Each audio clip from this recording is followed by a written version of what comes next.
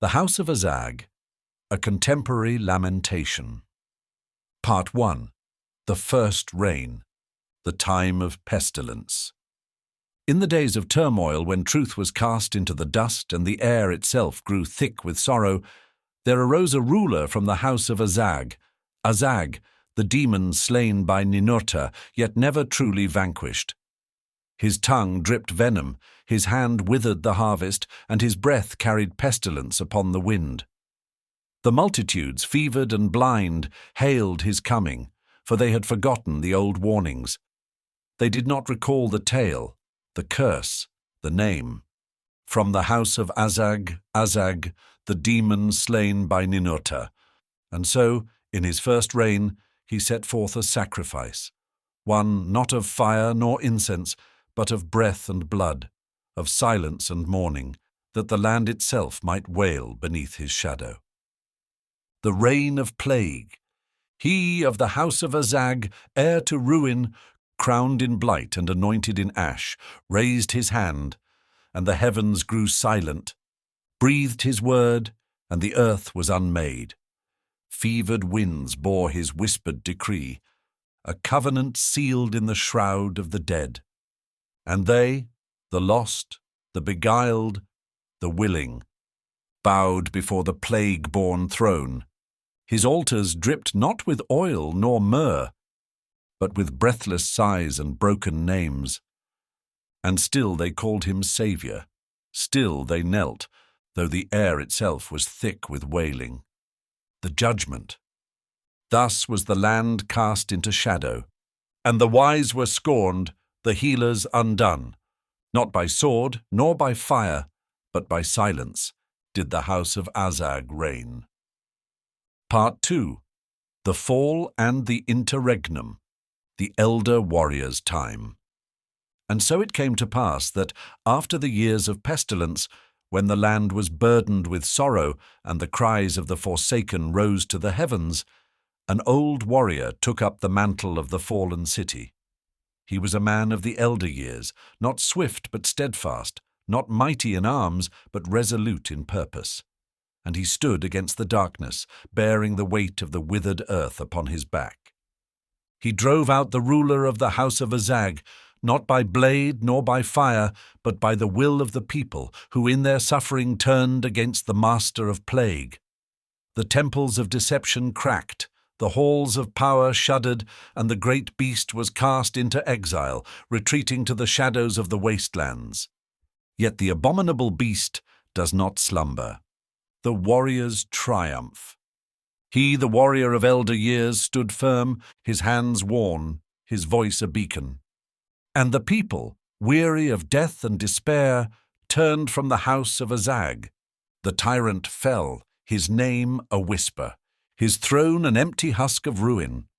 And for a time the land breathed free, and the winds carried no plague. Part 3. The Second Reign, the Return of Wrath. But the abominable beast does not die. Even as the warrior sought to mend the broken walls, the deceiver's voice slithered through the ruins. He whispered of old glories, of stolen kingdoms, of vengeance against the weak. He promised dominion to the cruel, riches to the corrupt, and absolution to the faithless. And in the dark corners of the land, where grievance festered, where truth was forgotten, and where justice was mocked, they listened. And the warrior, burdened by years by the weight of a land divided, fought not with sword or fire, but with weary breath and reasoned word. And they laughed, for reason had no purchase in the ears of the blind. Thus, through falsity and oath-breaking, through fear and fury, the house of Azag rose once more. And this time, not in sickness, but in wrath. The return of the abominable beast. He of the house of Azag, whisperer in shadow, spoke in silvered lies, and the deaf gave answer. He stirred the dust, and the bitter took arms. He spread his hand, and the oath-breakers swore. Not by plague, but by vengeance he came, not with fever, but with fire. The halls of wisdom he raised, the scribes he silenced, the truth he unmade. Part 4. The willing hands, the people's bargain. And when he of the house of Azag, the demon slain by Ninurta, called forth his name from the abyss, they who had once trembled at his touch did not recoil. They did not remember the pestilence nor the wailing of their own dead. Instead, they gathered at the gates, voices raised in fervour, hands outstretched, not in defiance, but in welcome. For he did not come as he had before, cloaked in sickness and ruin. This time he came bearing gifts, promises of glories unearned, of burdens lifted from their shoulders, of enemies cast into the void. He did not call them to serve, but to rule. He did not ask them to sacrifice, but to consume. And so they bent the knee, not in chains, but in hunger, not from fear, but from desire. And the warrior, standing upon the walls, cried out, "Have you forgotten?" But they turned their faces from him. The willing betrayal. He of the house of Azag called to the lost, and they answered, not with dread, but with praise. For he did not come with pestilence, but with crowns of dust and golden lies. He whispered, "The land is yours." And they rejoiced. He promised, "The labour is no longer yours." And they knelt. He declared, "The past is a burden. Remember it not." And they cast their own memories into the fire. Epilogue. The consequence, the reckoning to come.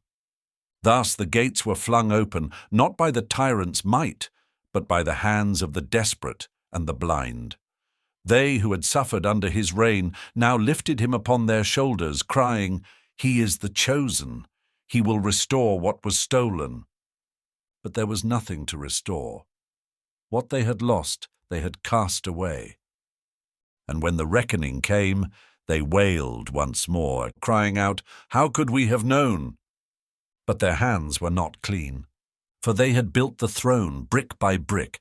They had paved the way stone by stone, and when the monstrous beast took his seat, he did not need to command them. They carried out his will before he spoke it.